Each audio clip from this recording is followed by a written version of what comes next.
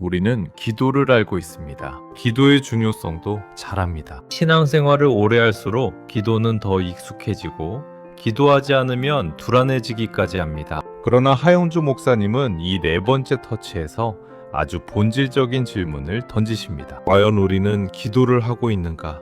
아니면 기도를 사용하고 있는가 하는 질문입니다. 기도를 수단으로 삼고 있는지 아니면 기도 안에서 하나님을 만나고 있는지를 묻게 하십니다. 기도는 요청의 목록이 아닙니다. 기도는 상황을 바꾸기 전에 먼저 나 자신을 하나님 앞에 세우는 만남입니다. 그러나 우리는 종종 기도를 문제 해결의 도구로만 사용합니다. 급할 때 찾고 필요할 때 매달리고 상황이 나아지면 자연스럽게 뒤로 미룹니다. 그렇게 기도는 하나님과의 관계라기보다 하나님을 설득하는 방법처럼 변질되기 쉽습니다. 하영주 목사님은 이런 기도를 두고 기도의 본질을 잃어버린 상태라고 분명히 말씀하십니다. 예수님의 삶을 가만히 보면 그분은 언제나 기도로 시작하셨고 기도로 마무리하셨습니다. 중요한 결정을 앞두고 시험의 순간에 고난이 다가올 때마다 예수님은 먼저 기도의 자리로 가셨습니다. 이것은 예수님이 연약해서가 아니라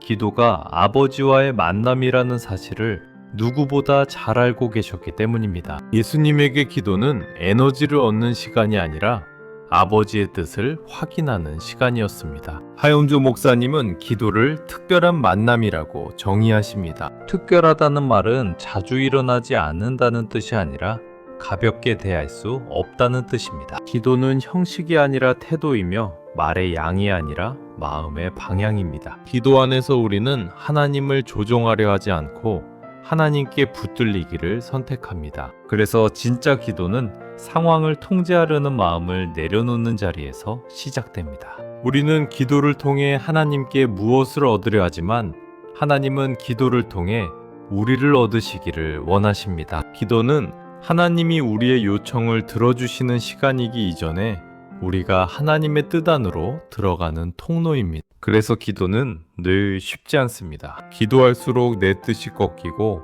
내 계획이 흔들리며 하나님의 생각이 더 크게 다가오기 때문입니다. 하윤조 목사님은 이 지점을 숨기지 않으셨습니다. 기도는 편안한 시간이 아니라 자신을 내려놓는 시간이라고 분명히 말씀하셨습니다. 터치4는 앞선 터치들을 실제 삶으로 연결하는 결정적인 자리입니다. 성령의 능력, 말씀의 기준, 침묵의 깊이가 모두 기도 안에서 하나로 모입니다. 기도가 무너지면 능력은 방향을 잃고 말씀은 지식으로 남으며 침묵은 고독으로 변질됩니다. 그러나 기도가 살아있으면 이 모든 것은 하나님과의 만남 안에서 다시 제자리를 찾게 됩니다. 이 서론 앞에서 우리는 다시 자신에게 묻게 됩니다. 나는 기도를 통해 무엇을 하고 있는가?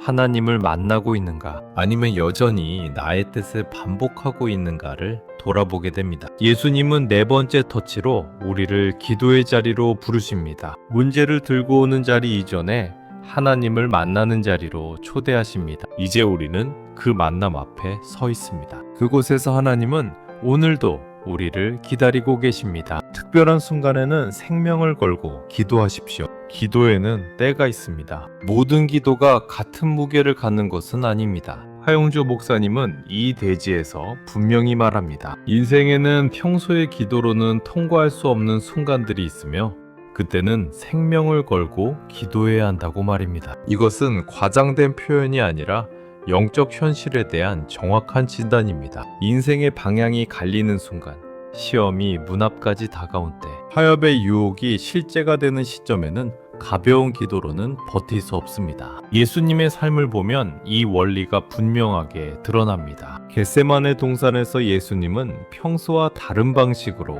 기도하셨습니다. 힘써 간구하시니 땀이 땅에 떨어지는 핏방울같이 되더라.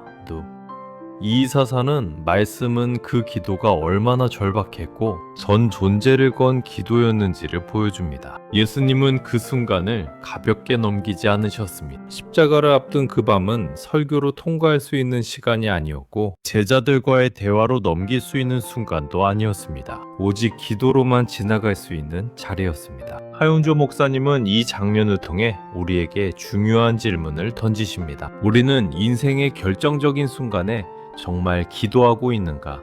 아니면 다른 방법을 먼저 찾고 있는가 하는 질문입니다. 보통 우리는 상황이 급해질수록 기도보다 행동을 앞세웁니다. 사람을 찾고 방법을 계산하고 최악의 경우를 대비합니다. 그러나 그 과정에서 정작 하나님 앞에 엎드리는 시간은 줄어들기 쉽습니다. 하용조 목사님은 이것을 영적 질서의 전도라고 부르십니다. 기도가 마지막 수단이 되어버린 상태입니다. 생명을 건 기도란 시간을 늘리는 기도가 아닙니다. 말의 양을 늘리는 기도도 아닙니다. 생명을 건 기도는 다른 선택지를 내려놓는 기도입니다. 이기 말고는 없다는 고백, 하나님이 아니시면 감당할 수 없다는 인정, 그리고 어떤 결과가 오더라도 하나님의 뜻을 따르겠다는 결단이 담긴 기도입니다.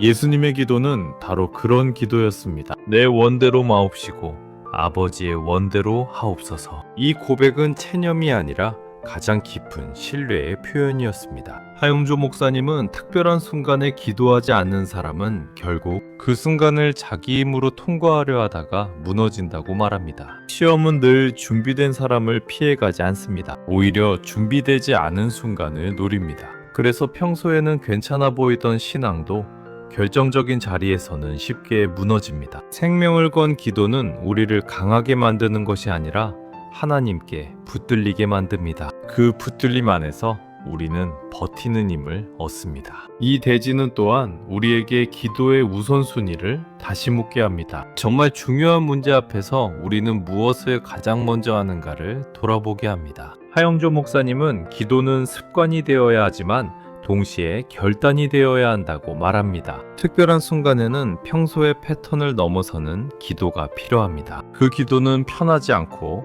오래 머물게 하며 때로는 우리를 무너뜨립니다. 그러나 바로 그 자리에서 하나님의 뜻은 가장 분명하게 드러납니다. 이 본론의 첫 대지는 우리에게 분명한 메시지를 남깁니다. 기도는 여유 있을 때만 하는 선택이 아니라 생존의 문제라는 사실입니다. 특별한 순간에는 하나님을 선택하지 않으면 다른 것을 선택하게 됩니다. 생명을 건 기도는 그 갈림길에서 하나님을 선택하는 가장 분명한 방식입니다. 예수님은 그 길을 이미 보여주셨습니다. 그리고 그 길로 우리를 초대하고 계십니다. 습관을 좇아 기도하십시오. 기도는 특별한 순간에만 필요한 비상수단이 아닙니다. 오히려 위기의 순간에 기도가 힘을 발휘하려면 평소의 기도가 습관으로 자리 잡아 있어야 합니다. 하영조 목사님은 이 대지에서 매우 분명하게 말씀하십니다. 위기 때의 기도는 갑자기 만들어지지 않으며 평소의 기도가 그 사람을 지켜준다고 말입니다. 기도는 단거리 경주가 아니라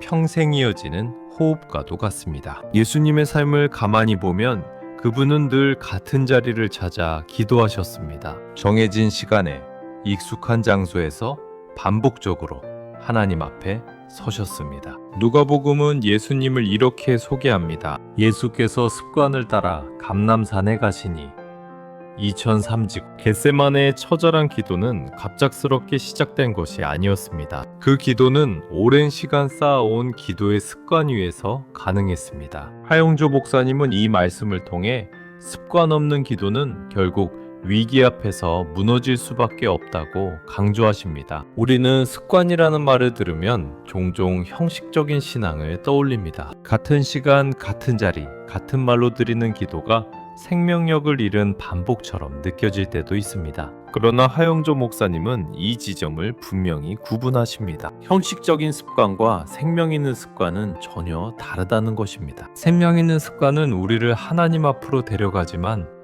형식은 우리를 안심시키는 데서 끝납니다. 중요한 것은 반복의 유무가 아니라 반복 속에서 하나님을 향한 마음이 살아있는가 하는 문제입니다. 습관을 쫓아 기도한다는 것은 기분과 상황에 따라 기도를 결정하지 않는다는 뜻입니다. 기도하고 싶을 때만 기도하는 것이 아니라 기도하기 싫을 때도 하나님 앞에 서는 선택입니다. 하용조 목사님은 이것을 영적 근육에 비유하셨습니다. 평소에 단련되지 않은 근육은 위기의 순간에 힘을 발휘할 수 없습니다. 마찬가지로 기도의 근육은 매일의 습관 속에서 자라납니다. 이 대지는 또한 우리에게 기도의 우선순위를 다시 묻습니다. 우리는 바쁠수록 기도를 줄이고 여유가 생기면 기도를 늘리려 합니다. 그러나 하용조 목사님은 그 순서를 완전히 뒤집으십니다. 바쁠수록 더 기도해야 하고 여유가 없을수록 하나님 앞에 먼저 서야 한다고 말씀하십니다. 기도는 남는 시간에 하는 일이 아니라 시간을 만드는 일입니다. 습관으로 자리 잡은 기도는 하루의 흐름을 바꾸고 삶의 중심을 붙들어 줍니다. 습관적인 기도는 우리를 지루하게 만들지 않습니다. 오히려 흔들리지 않게 만듭니다. 감정이 올라갈 때도 내려갈 때도 기도의 자리는 늘 같은 방향으로 우리를 이끕니다. 하용조 목사님은 이것을 기도의 안전지대라고 표현하셨습니다. 삶이 흔들릴수록 돌아갈 자리가 있다는 사실은 큰 힘이 됩니다. 그 자리는 언제나 하나님 앞입니다. 이 대지를 묵상하며 우리는 다시 자신에게 묻게 됩니다. 내 삶에는 기도의 습관이 있는가?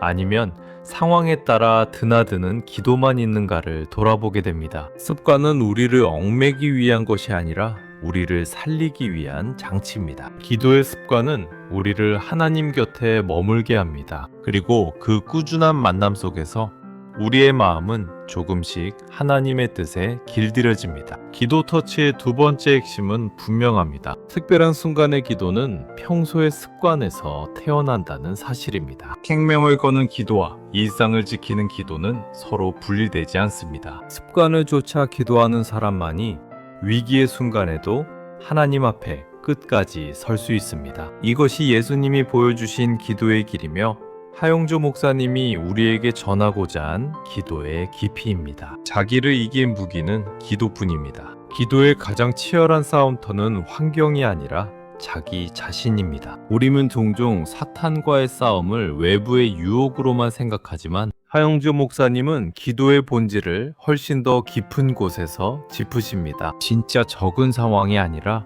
하나님보다 앞서려는 나 자신이라는 것입니다. 기도는 문제를 이기는 기술이 아니라 자기를 이기는 자리입니다. 예수님께서 겟세마네에서 제자들에게 하신 말씀은 분명합니다. 시험에 들지 않게 깨어 기도하. 시험은 갑자기 닥치는 사고가 아니라 준비되지 않은 내면이 드러나는 순간입니다. 하용조 목사님은 시험을 자기중심성이 통제력을 되찾는 순간으로 설명하십니다. 기도가 무너지면 우리는 자연스럽게 자기 판단과 자기 욕망을 따르게 됩니다. 그래서 시험은 외부에서 오기 전에 이미 내부에서 시작됩니다. 기도는 이 자기중심성을 무너뜨리는 유일한 통로입니다. 바른 훈련으로는 자기 자신을 이길 수 없습니다. 지식은 오히려 자만을 키우고 경험은 고집을 강화하며 열심은 자기의로 변질되기 쉽습니다. 그러나 기도는 다릅니다. 기도는 하나님 앞에서 자신을 내려놓게 만들고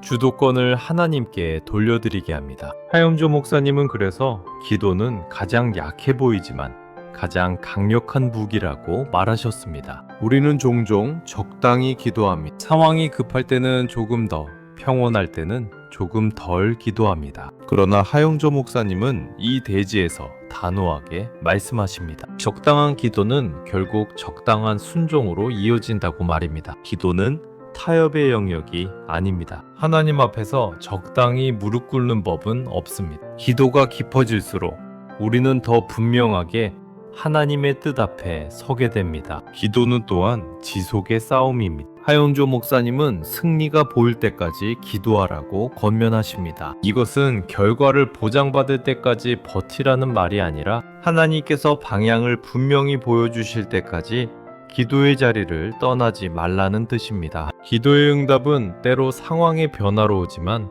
더 자주 우리의 방향 전환으로 옵니다. 하나님이 움직이셨는지보다 내가 하나님 쪽으로 돌아서는지가 더 더 중요한 신호일 때가 많습니다. 이 대지는 우리의 기도 태도를 다시 점검하게 합니다. 우리는 기도를 통해 하나님을 설득하려 했는지 아니면 기도를 통해 내가 설득되기를 허락했는지를 묻게 됩니다. 기도는 하나님을 움직이는 수단이 아니라 하나님께 움직임을 허락하는 자리입니다. 그래서 기도는 항상 나를 변화시키는 쪽으로 작동합니다. 하용조 목사님은 이 과정을 자기의 죽음이라고 표현하셨습니다. 기도할수록 내 계획은 약해지고 하나님의 뜻은 강해집니다. 시험에 들지 않기 위해 기도한다는 말은 시험이 없도록 해달라는 기도가 아닙니다. 시험을 통과할 힘을 달라는 기도이며 시험 앞에서 나 자신을 신뢰하지 않게 해달라는 기도입니다. 기도는 우리를 더 똑똑하게 만들지 않습니다. 대신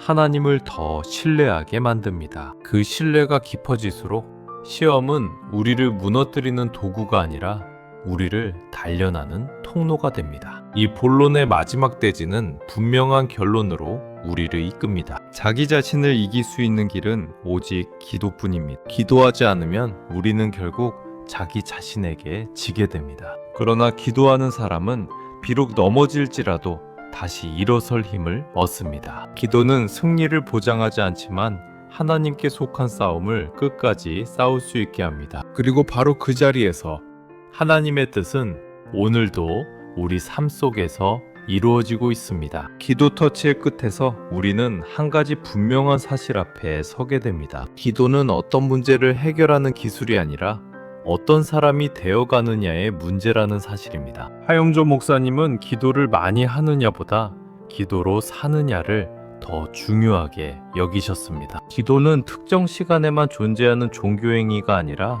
삶 전체를 하나님께 열어두는 태도이기 때문입니다. 우리는 기도를 통해 상황이 바뀌기를 기대하지만 하나님은 기도를 통해 우리를 바꾸십니다. 특별한 순간에 생명을 걸고 드린 기도도 평소에 습관처럼 이어온 기도도 결국 한 방향을 향하고 있습니다. 내 뜻을 내려놓고 하나님의 뜻을 받아들이는 자리입니다. 그래서 진짜 기도는 끝나지 않습니다. 기도의 시간이 끝나도 기도의 태도는 삶 속에 계속 남습니다. 하용조 목사님은 기도를 영적 생존 방식이라고 부르셨습니다. 기도하지 않으면 우리는 반드시 다른 방식으로 살아가게 되기 때문입니다. 계산으로, 경험으로, 자기 확신으로 살게 됩니다. 그러나 기도하는 사람은 자신의 한계를 인정하며 하나님을 의지합니다. 그 겸손이 삶을 지탱하고 그 의지가 시험의 순간을 통과하게 합니다. 기도는 우리를 강하게 만들지 않지만